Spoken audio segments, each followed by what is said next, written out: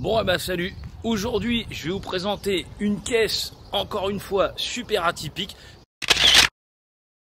puisqu'il s'agit d'un véritable hot rod, donc une bagnole qui a été faite avec un tas d'autres parties de voitures. Je sais même pas ce qui est marqué sur la carte grise du mec, quoi qu'il en soit elle a une gueule pas possible et du coup bah, c'est Yann qui va vous la présenter.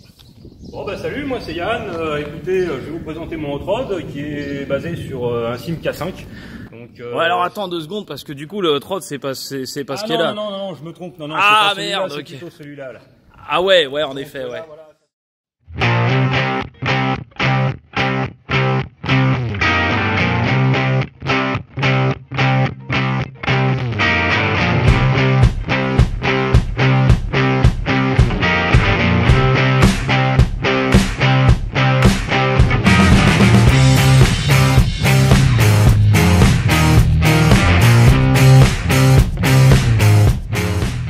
Un petit peu, c'est un hot rod qui a été réalisé par Root Color et qui a été entièrement refait de A à Z.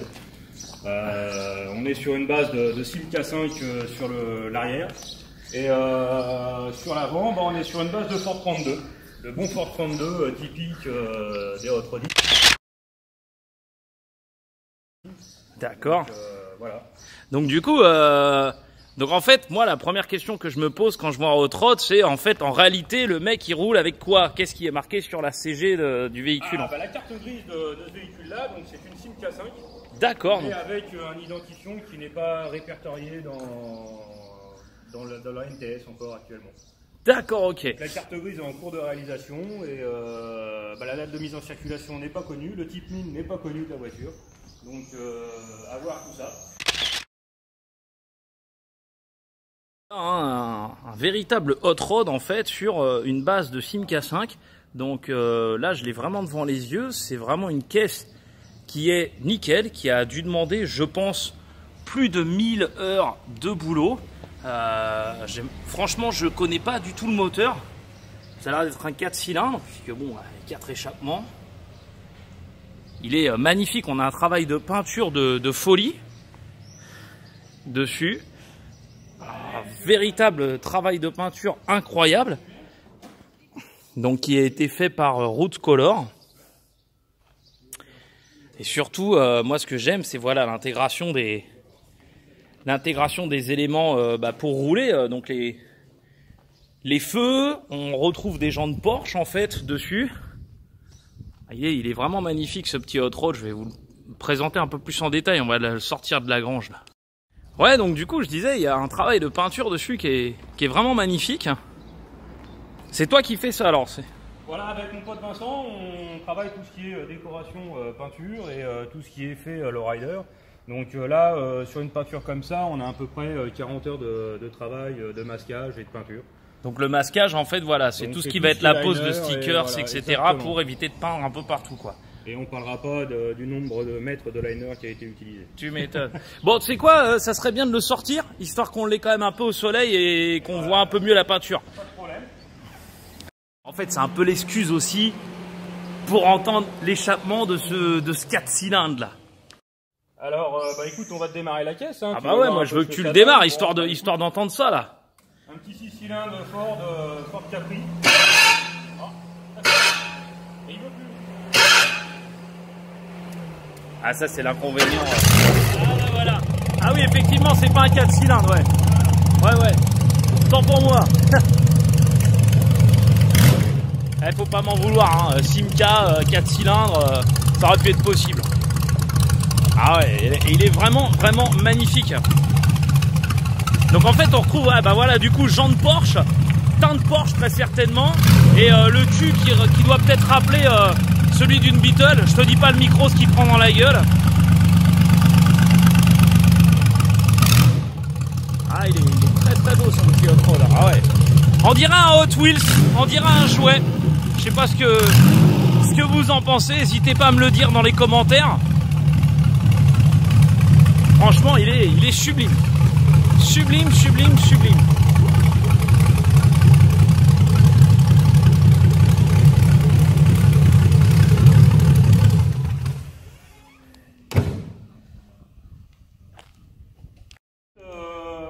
partir sur la face avant. Sur la face avant, donc Ford 1932, du capot jusqu'à la calandre.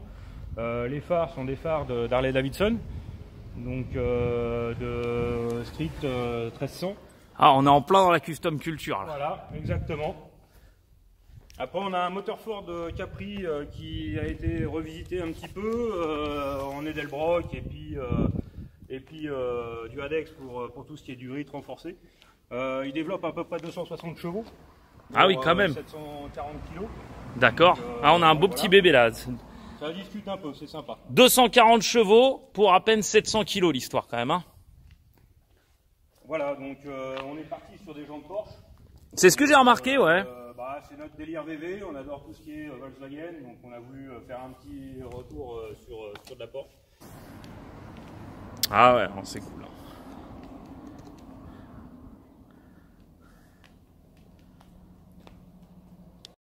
On va dire de la baie de pare-brise jusqu'à l'arrière. Au départ, il faut savoir que c'était un break, donc c'était une Simca 5 break. Ouais. Donc en fait, ce que vous voyez là, c'est le toit. Donc le D'accord. toit a été redescendu au niveau du cul pour refaire. Je pensais qu'il y avait une petite dédicace au VV d'époque en fait sur cette forme de cul arrière justement là. Voilà, exactement. Quand on travaillait sur les coques pour en faire une cabriolet, on a fait le même principe. D'accord. Voilà.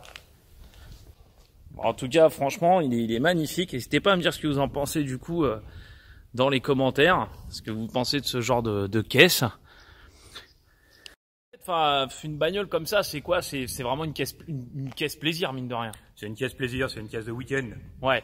C'est une caisse pour sortir avec les potes, c'est une caisse pour aller boire un coup, se faire plaisir tout simplement, quoi. Voilà, rider tranquillement.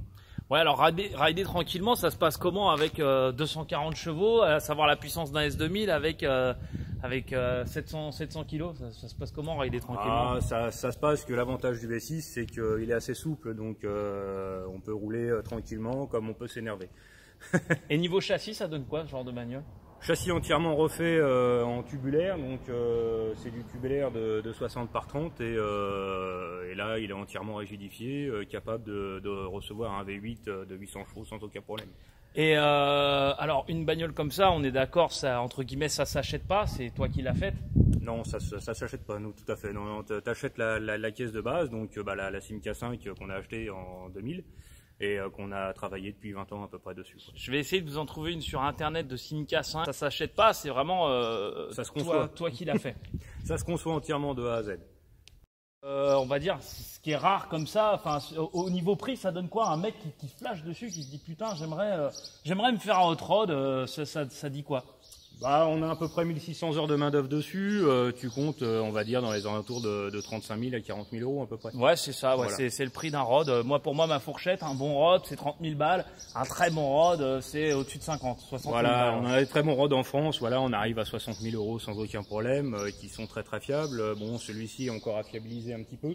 Parce que bon, il n'a pas encore roulé des masses, donc on va faire tout ça et puis on en reparlera plus tard. Alors il y a différents types de rods et moi c'est ce que j'ai bien aimé sur le tien, c'est que pour moi tu vois un hot rod c'est noir mat avec des flammes, les échappements un peu rouillaves qui ressortent de la même hauteur. Ouais. Et le tien il est dans un état clinique quoi, c'est limite tu pourrais le foutre dans un salon en fait. C'est un peu une voiture de salon parce que t'as pas vu en dessous mais le dessous est comme le dessus, c'est-à-dire que tout est refait à neuf. Ah ouais. Donc sur une voiture comme ça, ouais, c'est le plaisir de la réaliser et puis le plaisir de rouler dedans, de rider un petit peu et puis de faire tout ce qu'on peut avec quoi. Bon écoute, c'est pas compliqué.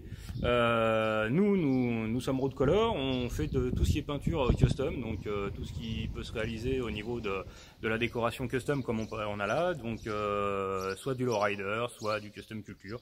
On est basé sur Épernay, sur Paris, donc on peut nous retrouver facilement. Après, la voiture, vous allez la retrouver au mois de juin sur le stand de David de chez Dog Riders. Ouais.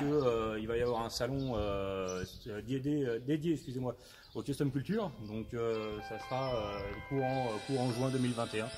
Donc on voit tout ça. Ah bah ouais, ils sont déjà en train de te booker là. Donc on voit tout ça en 2021 et on aura d'autres petites surprises en plus à présenter là-bas, donc ça sera sympa.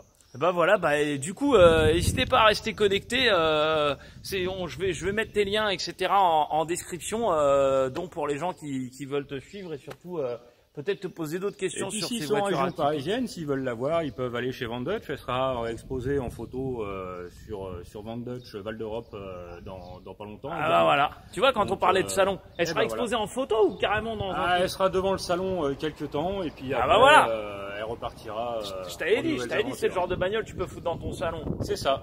Ah voilà, faut avoir rentre pas dans le salon Van Dutch parce qu'il est un peu trop petit, mais voilà. bon, peut-être sur Lyon, on verra après quoi. Voilà. Bon, bah, ça c'est nickel.